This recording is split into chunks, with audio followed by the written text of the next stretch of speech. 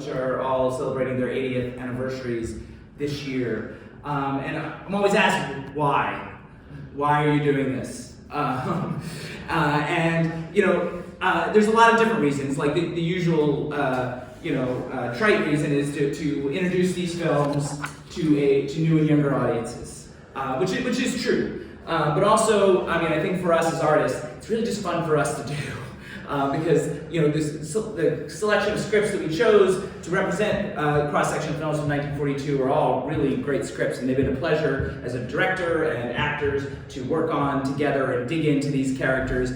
Over the course of the year, we got to, in both Los Angeles and New York, we got to explore gender roles and relationship dynamics in readings like The Palm Beach Story and A Major and the Minor and Woman of the Year. And we got to examine mental health issues in things like King's Row and Random Harvest, or criminality in the hilarious comedy Larceny Inc., also in Los Angeles, and also the geopolitics of the time in readings like 49 Parallel, Mrs. Miniver, or Saboteur.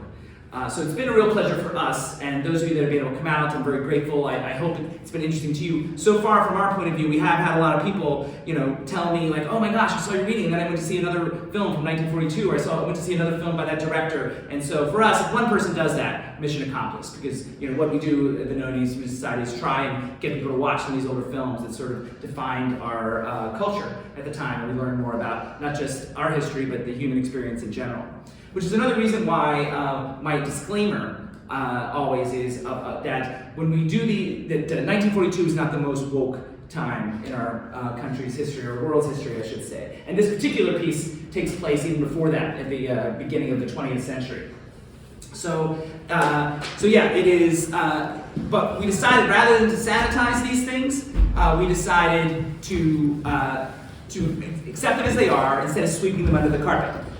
Because that way we can learn from it and learn how to get better. Not that there's anything terribly offensive, in the Magnificent Ambersons, but you might be like, women were treated like shit back then. I'm like, well, yeah, that is a fact, unfortunately. So that brings us to tonight, the end of our journey in 2022, bringing all these readings across 2 cities, and I would tell you, I would definitely need a drink after tonight. It's been quite a long journey. That usually gets a laugh, but I guess not this crowd.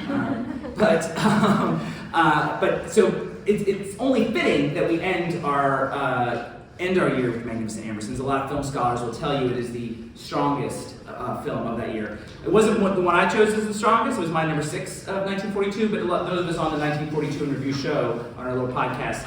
A few of us did name Orson Welles as Best Director of the Year for his work on Magnificent Ambersons. Has anybody seen the film out there? No. It's a privilege tonight. So if you have, you probably know some of the backstory that the film was taken away from Orson Welles during the post-process and chopped into bits. And so we are pleased to present tonight the original script that he initially intended, mostly. And we can talk about that a little bit in the talk back. That's kind of exciting. So without further ado, I would like to first introduce the cast of Magnificent Ambersons. Come on.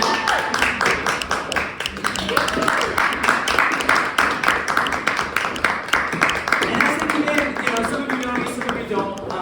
As they come in, you might know that I personally have some attachment to Orson Welles. I don't want to say I've always idolized him, or I don't want to boastfully say that we have this connection, but I've always felt a connection between Orson Welles. When I found out that he made his first film, Citizen Kane, when he was 25 years old, and it's one of the greatest films of all time, if not the greatest, I said to myself, I am going to make my first feature, I was like 14 at the time, I'm going to make my first feature by the time I'm 25. I'm going to match or better Orson Welles, is the plan.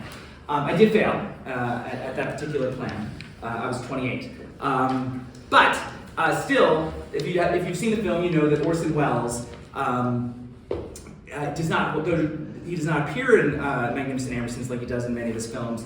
He does do sort of an off-screen narrator kind of thing, voice of God. So it seemed only appropriate as director of tonight's reading to do that myself tonight.